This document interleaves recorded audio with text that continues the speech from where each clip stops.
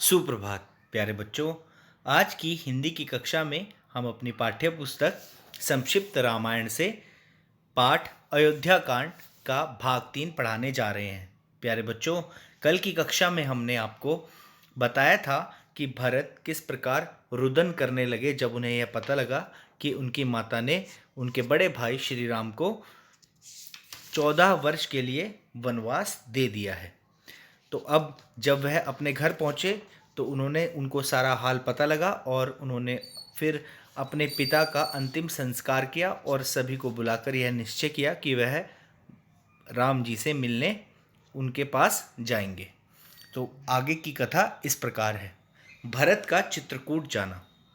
अगले दिन भरत गुरु वशिष्ठ, क्योंकि गुरु वशिष्ठ उनके कुलगुरु थे, और माताओं के साथ चित्रकूट की ओर चल दिए। चित्रकूट वह स्थान है जहाँ पर भगवान राम अभी डेरा डाले हुए हैं।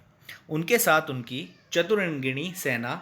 चतुरंगिणी सेना का मतलब होता है चारों प्रकार। चतुर का मतलब चार, अंगिनी का मतलब अंग, सेना के अंग। ठीक है, तो चारों प्रकार की सेना जिसमें पैदल, घोड़े, हाथी और रथ थे। और अयोध्या के गणमान्य व्यक्ति, गणमान्य व्यक्ति का अर्थ होता है जो सम्मानित, जो पूज्य व्यक्ति होते हैं उन्हें गणमान्य कहा जाता है। तो अयोध्या के गणमान्य व्यक्ति भी थे। शाम होने तक वह श्रृंगेरपुर जा पहुंचे। वहीं गंगा के किनारे उन्होंने पड़ाव डाला। निषादराज गुह ने अयोध्या की सेना की पताकाओं को पहचान लिया। पताकाओं अर्थात जो ध्वज थे, उनके साथ जो झंडे थे अयोध्या के, उनको पहचान लिया। और उसने समझा कि निष्कंटक राज्य करने के लिए, निष्कंटक मतलब बिना किसी समस्या के, निष्कंटक, निष का मतलब है नहीं है, कंटक मतलब कांटे। तो निष्कंटक राज्य करने के लिए मतलब अपने रास्ते में किसी प्रकार की भी दुविधा न आने के कारण निष्कंटक राज्य करने के लिए भरत सेना लेकर राम को मारने आए हैं। उन्होंने निषाद की तत्काल सभा बुलाई। जो सभी निषाद थे उन सबकी सभा बुलाई और उन्हें भरत का मुकाबला करने के लिए तैयार रहने को कहा, क्योंकि उसे लगा वह आक्रमण करने आया है। आक्रमण करने से पहले निषादराज ने कहा कि मैं पहले जाकर पता लगाता हूँ कि भरत किस लिए आए हैं। यदि भरत राम से मिलने आए हैं तो मैं उनकी मदद करूँगा, और यदि उनका इरादा कुछ और हुआ तो हम गंगा के जल को लाल कर देंगे, अर्थात युद्ध में तत्पर हैं, युद्ध के लिए हम तत्पर हैं, तैयार हैं। तुम लोग मेरे आदेश की प्रतीक्षा करना। गुह भेंट सामान लेकर भरत के पास गए।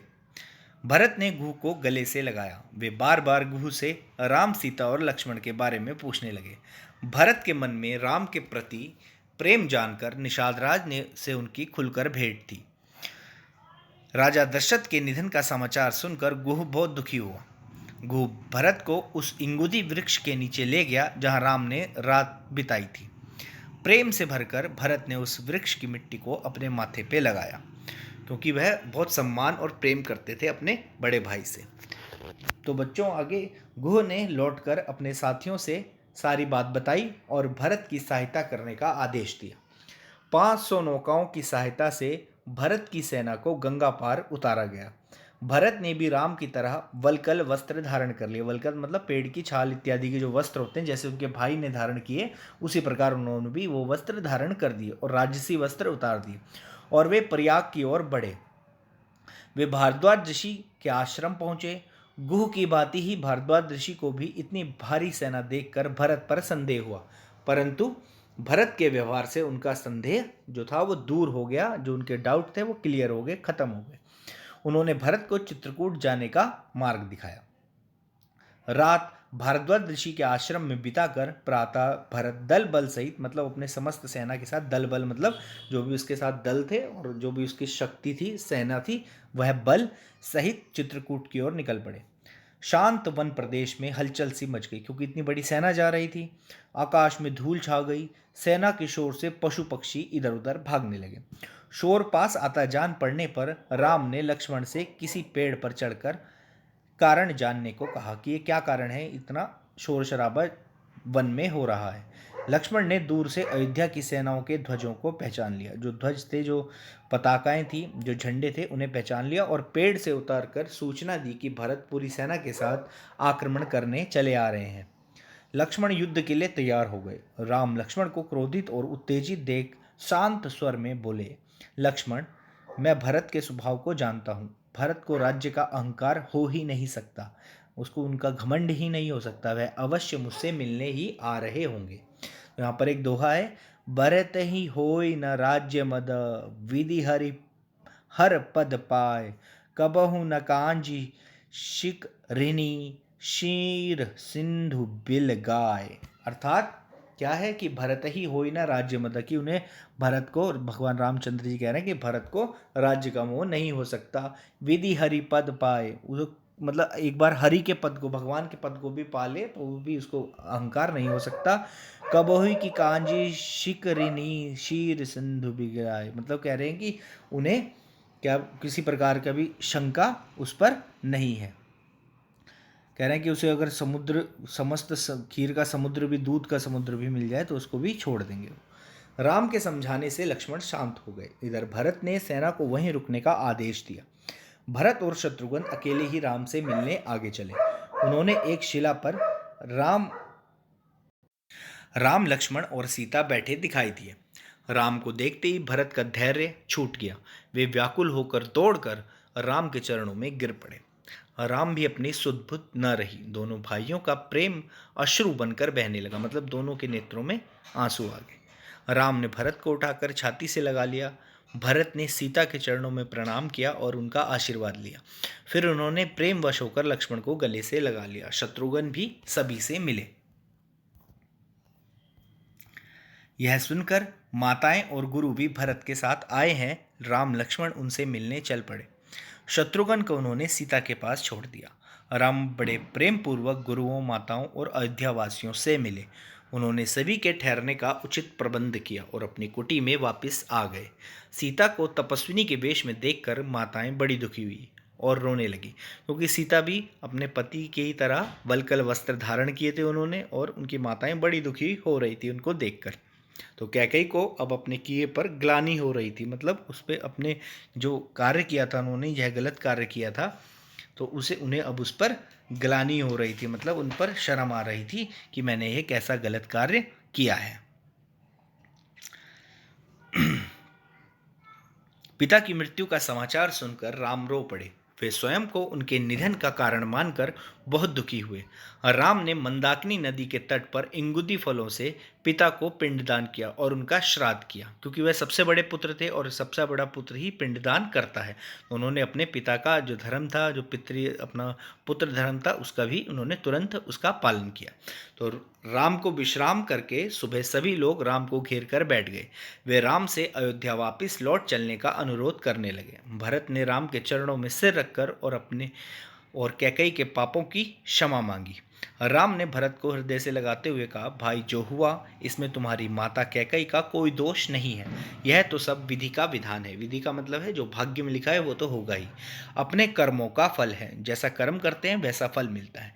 मैं पिता की आज्ञा का पालन कर 14 वर्ष में का वन में काटकर ही अयोध्या वापस आऊँगा। वचन पालन के लिए पिता ने अपने प्राण त्याग दिए। हमारा भी यही कर्तव्य है कि हम उनके सत्य का पालन करें। तुम राजकाज संभालो और अपना कर्तव्य पूरा करो।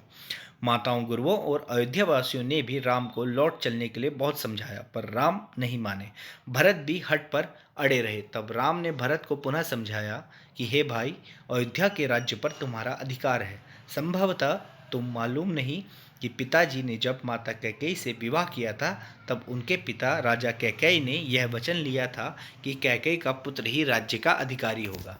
इसलिए हे भाई, तुम संकोच छोड़कर, तुम कोई भी प्रकार की झिझक छोड़कर बिना किसी चिंता के राज्यभार संभालो। जब राम किसी प्रकार भी लौटने को तैयार नहीं हुए तो भरत ने भी प्रण किया कि वह 14 वर्ष तक मुनि के वेश में, अर्थात जैसे वनवासी रहते हैं उस वेश में, सेवक बनकर अयोध्या राज्य के कार्यभार संभालेंगे, किंतु राज्य राम का ही होगा। उन्होंने राम से उनकी खड़ाऊ मांग ली और कहा कि अयोध्या के सिंहासन पर यही खड़ाऊ रखी रहेंगी। जो उनके चरण पादुका थी, जो वो पाँव में खड़ाऊ पहनते थे, वह सिंहासन पर रखकर वह राज्य का कार्यभार करेंगे और जो राजा हैं वह राम ही होंगे। और 14 वर्ष समाप्त होते ही यदि राम ना लौटे तो अगले ही दिन वह अग्नि में जलकर अपने प्राण त्याग देंगे। भरत ने राम की खड़ाऊ को माथे से लगाया।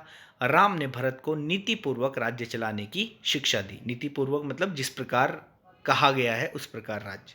फिर अश्रुपूर्ण नेत्रों से आंखों में जल भरकर भरत सहित सभी को विदा किया और अपनी कुटी में लौट आए। राम की खड़ाऊ लेकर भरत 4 दिनों में अयोध्या पहुंचे। उन्होंने खड़ाऊ को सिंहासन पर स्थापित किया और स्वयं मुनियों